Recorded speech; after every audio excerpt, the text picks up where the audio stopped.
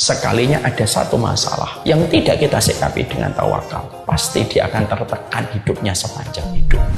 Kalau ada yang mengatakan bahwasanya usaha tidak akan pernah mengkhianati hasil, lalu di mana Allah sebagai penentu segala kejadian pada kehidupan manusia? Apakah hasil kita, apakah kepintaran kita, apakah orang dalam, apakah link yang kita kenal, itulah yang menentukan hasil? No, ada Allah dalam setiap peristiwa dan setiap ikhtiar yang dilakukan manusia. Ada yang Allah tidak inginkan mendapatkan dunia, ya tidak akan dapat. Ada yang Allah tidak inginkan dia mendapatkan rezeki, ya tidak dapat. Karena apa? Ikhtiar, usaha, jalan yang kita tempuh pada kehidupan itu tergantung dengan Allah sebagai penentu hasil akhir dari apapun yang dilakukan manusia. Nah, inilah konsep yang harusnya kita bawa dalam kehidupan. Tawakal itu ternyata bukan hanya dalam masalah kita mencari rezeki. Tawakal kita di dalam kita memandang urusan dakwah bagi seorang dai. Di situ ada tawakal. Tawakalnya seorang bapak ketika melihat tumbuh kembangnya anak, lalu dia menginginkan anaknya itu mendapatkan kebaikan dan mendapatkan madaratan. Di situ ada tawakal. Bagaimana seorang suami ketika melihat istrinya dan dia ingin mendapatkan kebaikan dari istrinya, di situ ada tawakal. Selama ini banyak orang yang menyangka dengan sebuah definisi dan pemahaman yang sempit. Oh, tawakal itu hanya dalam bentuk kita mencari rezeki. Kamu berusaha, kamu jualan produk, lalu kamu